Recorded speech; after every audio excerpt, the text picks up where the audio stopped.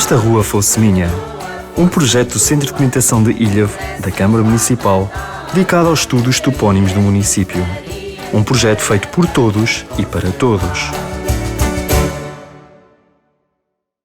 Olá a todos! Hoje apresentamos mais uma rua, mais uma história. É sobre a Avenida Mário Sacramento, na freguesia São Salvador, Ilhavo. A Avenida Mário Sacramento já teve muitos nomes. Inicialmente chamava-se Avenida do Mercado. Em 1948 passou a ter o nome Avenida Marechal Carmona. Depois, em 1975, a Comissão Administrativa Municipal altera o topónimo para Avenida Mário Sacramento, de forma a homenagear os defensores da democracia em Portugal. Mário Sacramento teve uma vida eclética. O que se pode contar sobre ele? Mário Emílio de Moraes Sacramento, mais conhecido por Mário Sacramento, nasceu em Ilhavo a 7 de julho de 1920. Era filho de Rita Moraes e Artur Razoilo Sacramento.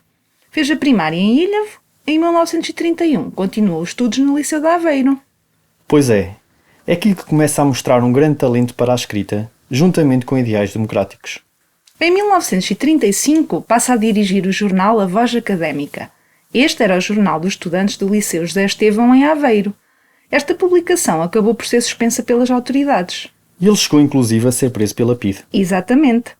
Isto devido a certos ideais e à proximidade com pessoas antifascistas. Ele foi preso aos 17 anos e esteve na prisão do Porto durante uma semana. Interessante. Mas este não foi o único percurso que seguiu. Ele também se matriculou em Medicina, na Universidade de Coimbra, em 1939. Mas é em Lisboa que termina a licenciatura, em 1946. Teve como mestre o professor Polido Valente, que foi um modernizador do ensino médico em Portugal e um defensor da democracia. Mário Sacramento especializa-se em gastroenterologia em Paris, com uma bolsa do governo francês, em 1961. E foi durante a frequência universitária que ingressou no Partido Comunista Português, que nos anos 40 do século XX era clandestino. Mas agora, falando na vida mais pessoal, Mário Sacramento casou-se com Cecília Marques da Maia Sacramento. Tiveram 2 filhos. Depois de terminar o curso, Mário Sacramento regressou a Ilhavo, onde abriu consultório. Ah, sim! Ele também foi conhecido como o médico dos pobres, pois ele ajudava muito a população mais desfavorecida. Bom, mas ele continua a sua luta pela democracia? Continuou, tanto que voltou a ser preso mais vezes e acabou por escrever a obra Fernando Pessoa, poeta da hora absurda. Além disso, também fez críticas literárias e escreveu ensaios. Multifacetado este senhor. Foi mesmo. Só para teres uma ideia, publicou diversas críticas literárias sobre Essa de Queiroz, Fernando Pessoa, Cesário Verde e colaborou com jornais como, por exemplo, O Comércio do Porto. E depois da prisão, o que aconteceu? Sabe-se que em 1957 se mudou para Aveiro, onde abriu novo consultório. Em 1965 representou a Sociedade Portuguesa de Escritores no Congresso de Escritores Europeus em Itália. Mário Sacramento aproveitou para recolher apoios para a causa democrática em Portugal. Em 1967 redige o seu Testamento Político, onde deixa expresso o desejo de ver Portugal um país democrático. Ele morre pouco depois, em 1969, e foi sepultado no cemitério de Aveiro. Apesar de não ter vivido num regime democrático, o seu desejo foi concretizado após o 25 de abril de 1974. Temos connosco o neto de Mário Sacramento. Vasco Sacramento fala-nos das memórias que tem no seu avô.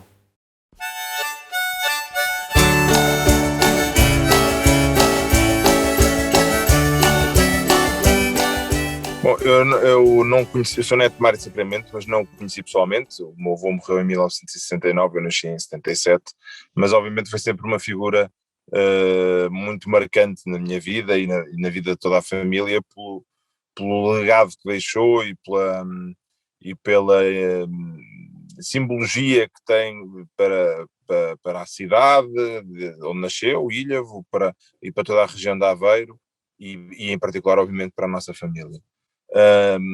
Aquilo que sempre me marcou mais na memória do meu avô tem muito a ver em primeiro lugar, com a transversalidade da sua obra, ou seja, não só ele é muitas vezes mais recordado até como pela ação política da luta contra o regime, portanto, e pela sua condição de preso político, em que esteve detido 5 vezes, esteve preso 5 vezes, mas mas para além disso foi também um intelectual de grande relevância a nível nacional, um dos críticos literários mais, e ensaístas literários mais conceituados da sua época, do neorrealismo, um dos principais teóricos do neorrealismo. Quando eu em miúdo perdia muito tempo na biblioteca do meu avô, no escritório do meu avô, onde estava a biblioteca do meu avô, e nessa biblioteca eu perdia-me imenso tempo a ver a correspondência que ele manteve com as grandes figuras da sua época, desde Mário Soares, Virgílio Ferreira, Miguel Torga, Urbano Tavares Rodrigues, enfim, Manuel Alegre, são inúmeros. Mas para além da vertente política e da vertente do intelectual, depois uma das coisas que mais marca a memória do meu avô é a sua condição de médico, neste caso de médico dos pobres ou médico do povo, e que foi particularmente visível e presente em Ilhavo, mas era naquela época uma terra de muitos pescadores e em que havia também muita pobreza. E o meu avô era conhecido como um médico que não recusava tratamento e consulta a ninguém, independentemente da sua condição económica. E isso é um legado muito impressionante. Eu lembro-me que uma das vezes que ele foi preso, penso que na terceira ou na quarta, agora não me recordo de certeza, acho que na terceira, ele, a PIDE irrompeu em casa ao início da manhã, que é o que, segundo a minha avó me relatava, era o mais habitual, portanto a PIDE chegava normalmente sempre às 6, 7, 8 da manhã para o deter, e fez as diligências que entendeu necessárias, e depois a GNR é que o vinha buscar, e a minha avó contava muitas vezes que uma das vezes o GNR que o foi deter, que o foi algemar e levar, chorava copiosamente porque tinha sido tratado por ele e sentia-se absolutamente impotente a ter que fazer aquele trabalho depois do meu avô o ter tratado gratuitamente. Muitas vezes o padre, o meu avô era laico, era profundamente laico e profundamente ateu até,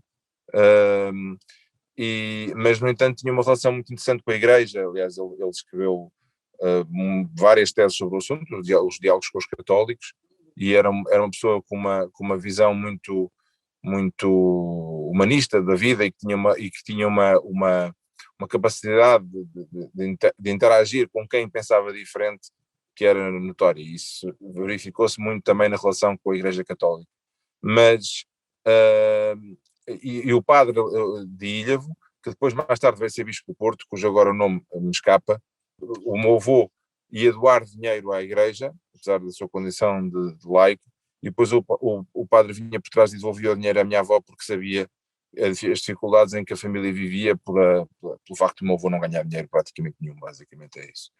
E pronto, esse legado humanista de concórdia, aliás, o meu avô só consegue realizar os congressos da oposição democrática em Aveiro, só os consegue erguer, que foram um dos marcos mais importantes de luta contra o fascismo no país inteiro, e que termina com o Congresso de 73, a que o meu avô já não assistiu, que foi um congresso extremamente marcante e importante para a revolução que iria ocorrer no ano seguinte, e que tem aquele momento bastante significativo da romagem à campa do meu avô e a carga policial que ocorreu no centro de Aveiro, na Avenida Lourenço Peixinho, nesse momento.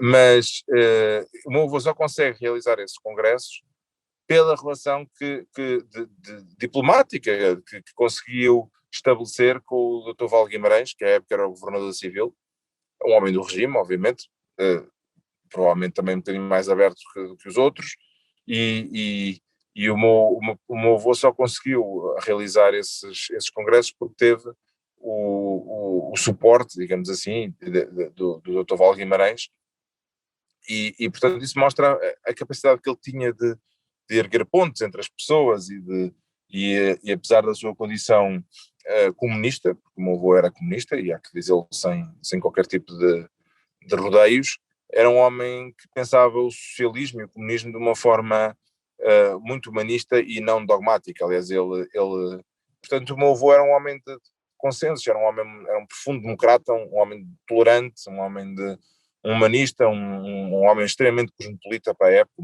extremamente cosmopolita para a época, e que foi um raio de sol que aconteceu nesta região e que obviamente teve uma grande influência na luta contra o fascismo e na instalação do regime democrático, que ele infelizmente já não assistiu. É essa carta de testamento em que ele escreve aquela frase que eu disse há pouco, e termina com uma frase célebre que está também inscrita na sua urna, na sua campa, no cemitério de Aveiro, que é: façam um mundo melhor, não me obriguem a voltar cá. Essa frase, aliás, inclusivamente tem resistido à passagem do tempo com uma vitalidade surpreendente. O mundo não sei se está assim tão melhor e ele continua sem voltar, portanto é pena, mas obviamente que é uma frase muito emblemática para deixar a quem o sucedeu. E ele, o meu avô morreu muito jovem, tinha 48 anos, e a mim faz-me muita impressão ele ter escrito uma carta de testamento aos 46, porque essa carta foi escrita 2 anos antes de ele morrer. Portanto, eu acho que ele tinha, apesar de ele ter sido vítima de morte súbita, de uma doença súbita, e isso também é obviamente resultado dos anos e anos e anos de cadeia, de tortura, de perseguição, tenho muita pena, obviamente, que ele não tenha vivido mais tempo.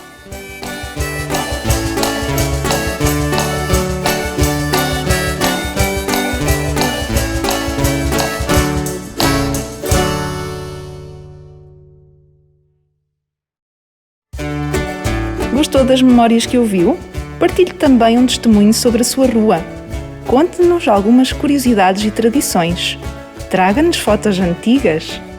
Para tal, contacte o Centro de Documentação de Ilhavo ligando para o número 234 092 496 ou envie-nos uma mensagem para cdi@cm-ilhavo.pt.